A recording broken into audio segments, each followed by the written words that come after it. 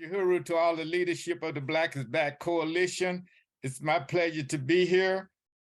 I would like to commend Inez and Charles and Achille, and I unite with everything they say. They gave a dynamic explanation as to how to beat the machine. So hopefully I won't be too repetitive, but they didn't leave too much for me to do but review some of the things they said.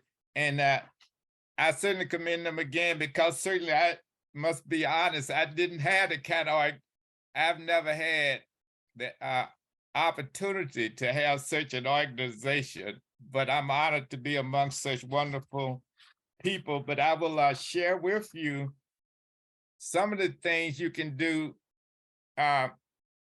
even if you don't have the organization. I want to reiterate that certainly you need the organization. It's certainly when you have the masses of people, as Achilles said, certainly that will assure in most cases that you won't flip. So I unite with her and Byron and Inez again with that.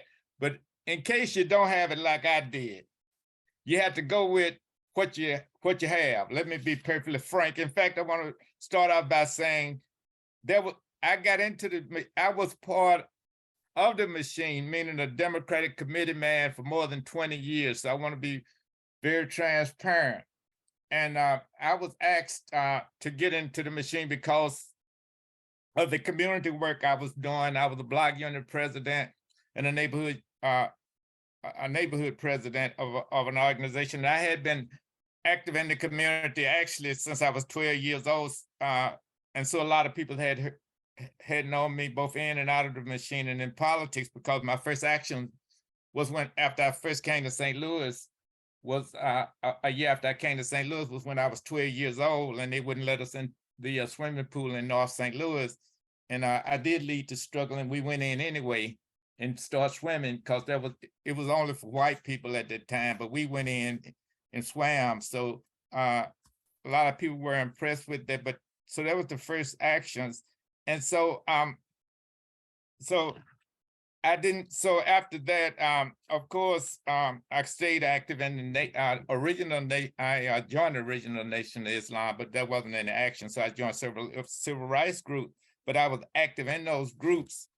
But I was ended up in the poverty program in my late teens, and I was able to run programs. I was hired because I had been a gang member, and they figured I could work with gangs, which I was able to. But at the same time, there were jobs, and that's where I really came into community organizing. And I used that base of operation to both get jobs, run activities for youth, and I really was fortunate of the community to get established and to find out how the community respond to their needs. That's where I really got my education. And I found out the key to a machine, anything else we do, is to think about what the people need rather than our own personal needs. For example, even I'm from the South, and I was born very poor, but we used to have to go. I had three other brothers about my age, and we went fishing when we didn't have needed some food. But there was also the owner of the plantation had a pecan orchard, and when we went by, we liberated some pecans, but we didn't try to get a fish pecan. We gave the fish some bait. So and of course the fish, we caught some fish because we gave them what they wanted.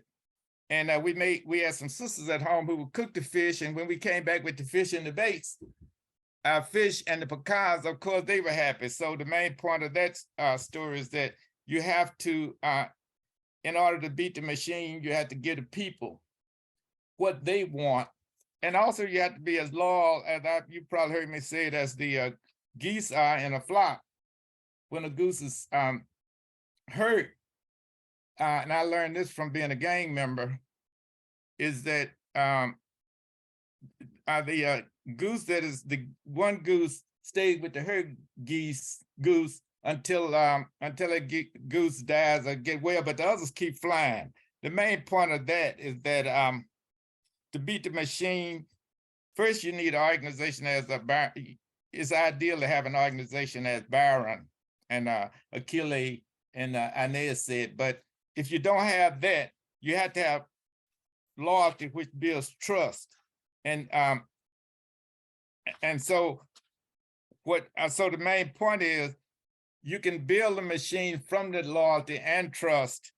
And and then and there are other ways and so as Emil Cabral said, always bear in mind that the people are not fighting for ideas, for the things in one's head. They are fighting to win material benefits, to live better and in peace, to see their lives go forward, to guarantee the future for their children. So a machine, in essence, what I found out being a machine politician, which I was for more than 20 years and for almost 10 years was the treasurer. So I kept all the money. And I had been to prison twice, and it's unusual for the regular politicians to turn their money over to a person who's been to a prison without being bonded. But the point is, I found people learn to trust you when they may not agree with you, but if you are who you say you are, and they will trust you in areas that they know that you are trustworthy, which they understood that, number one, you have to be consistently putting the people's interests first. And that's one thing, whether I was in the street in the gang, whether I was in prison, whether I was in the poverty program, whether I'm an educator by my profession is education, whether I was in the classroom, I was wherever I was, one thing I've always learned and always been was to be loyal and be whoever I say I was, and to not take advantage of people's, and that's why I didn't get hurt in the street, even though I was 15 years old and hadn't been from the plantation but for 4 years. And so the main point, and that's the same way you build a machine. And for example, a machine I would go through some of the history of the machine, and it started, the most prominent machine was in New York City it was called Tammany Hall. Back then, the machine has changed a lot. Back in 1848 in New York, they had, for committed people, that's what machine politicians do. We get jobs, contracts, and other stuff out of people. Many people didn't succeed then and don't succeed now because most times they try to get stuff for themselves. But you have to look out for your people, have to look out for and so Madison Square Garden, they had 22,000 committed people, and every one of them had a job. So they were looking out for their people. And the same thing, and so the same thing in I think it's New York. The Irish, actually, when we talk about community control of police, they were a machine and took over the police. And so the machine operates not just for jobs, but for different services in the city. So, for example, like St. Louis, we still have remnants of the machine, but back then, what made the machine, weakened the machine was in 1930, when they came out with the social welfare during the Roosevelt era, with Social Security, Social Security, Public Works Program, and many other programs in 1935, right after the Depression. During the Depression, that weakened the machine. And why it weakened the machine was because the machine functioned, but what the weakness of the machine, it didn't show the masses of people a better way of life. That's the key. And the same thing right now with the Democratic Party, and the reason and so in St. Louis, it was weakened all over because the machine doesn't show a better life. And so the reason that we need changes now is because this machine is not going to change it, and we can beat the machine, and we are beating the machine, and we will beat the machine, because one thing about the machine, it's not going to show a better life. And what people are looking for is a better life for themselves and their families, because many people don't know the difference between capitalism, socialism, communism. They really wouldn't care. What they really care about is are the basic things that help them improve their quality of our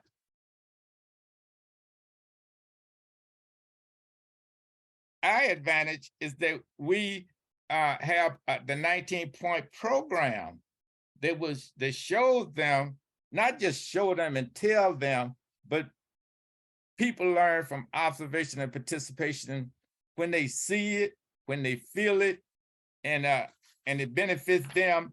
Then they're going to break with the Democratic Party and join in, and that's how we will get more control and more space. Because of course, winning the office is not revolutionary, but at the same time, what we need to be, neither was ending child slavery revolutionary.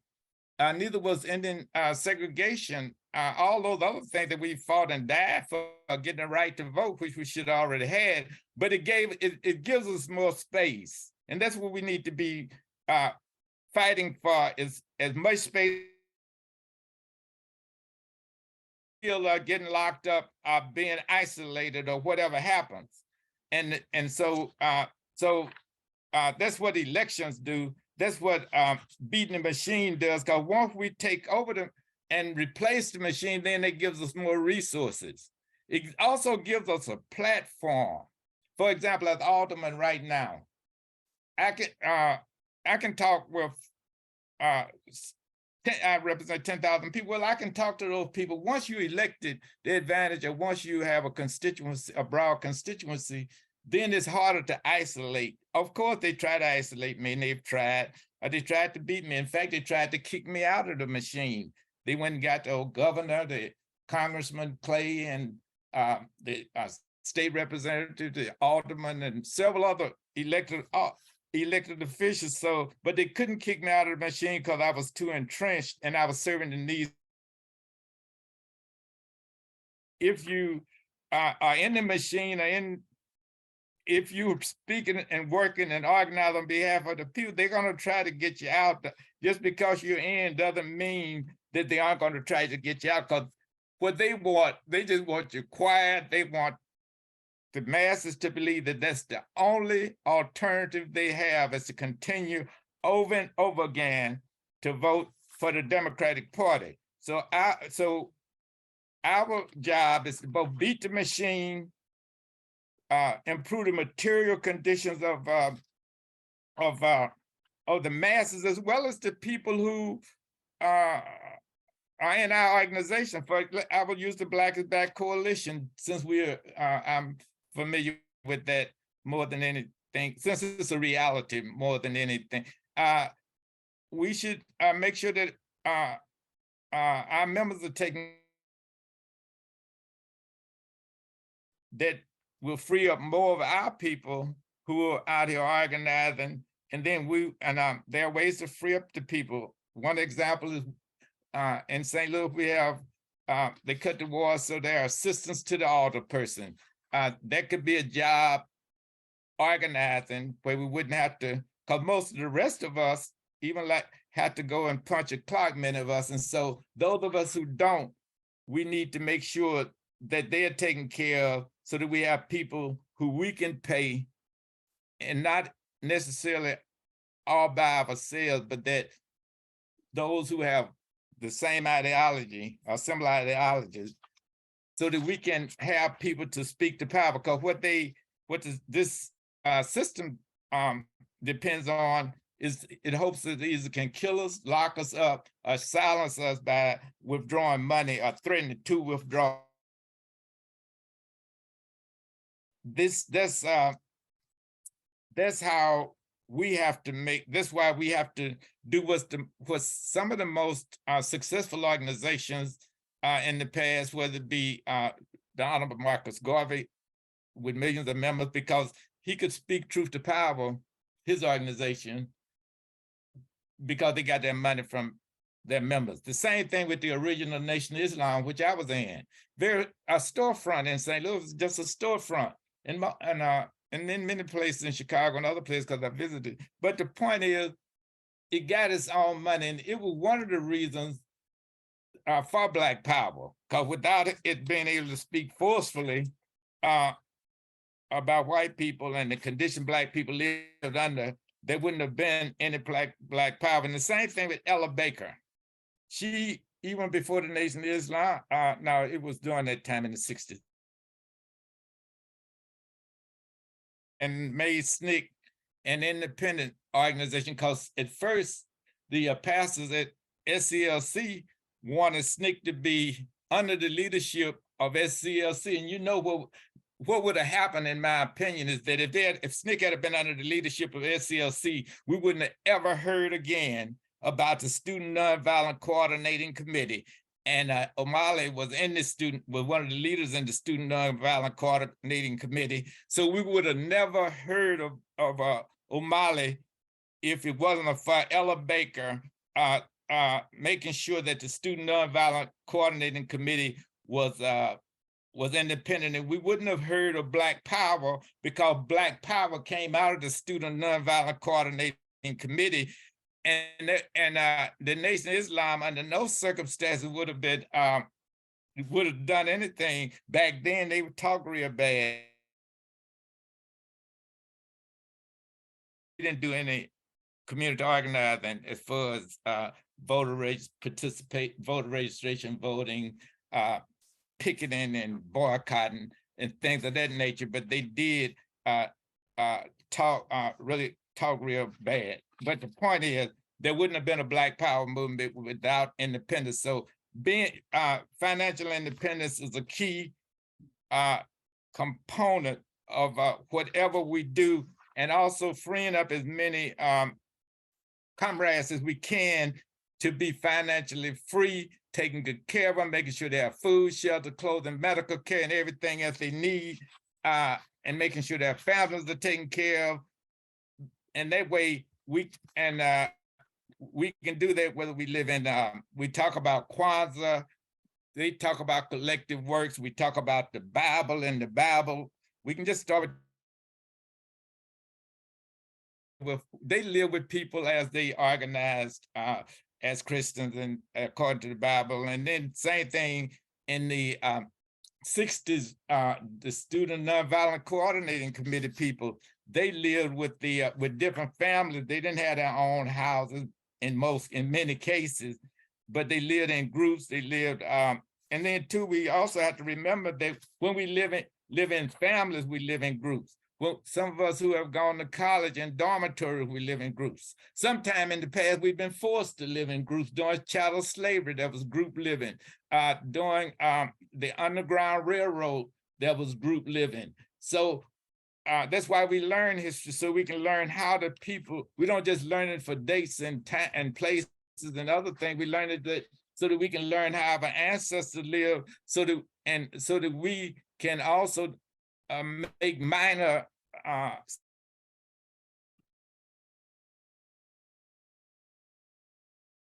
generation. I've had the opportunity to both live in the segregated generation as well as this generation, and we have many more resources to deal with, and we have fewer sacrifices that we have to make compared to all other generations. And so but what we have to have discipline. We have to have commitment. One thing we have control over that nobody can take away from us. We have control over how putting in the work.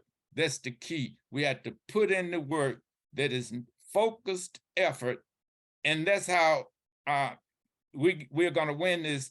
And we are winning. We can't lose as long as we have the ideology. Again, Inez, Barron, and Achille laid it out as to what we need to do. And it has been laid out very clearly. Thing we learn in the situation that we're in, we have to, we can, as we say sometime, I know I've heard people say we have to upgrade it. We have to up, and so when we talk about changing the machine again, we will win under a socialist system because we're going to upgrade from colonialism to and neo-colonialism to community control all over the world for African people, whether it's those of us who are scattered, or those of us on the continent. So that would be an upgrade. We have a lot of resources that we can offer the people to upgrade. And we do it when we do it correctly, when we do it for the people, then what we will do is we will the people will follow. All we have to do is follow the pattern that Baron Inez and the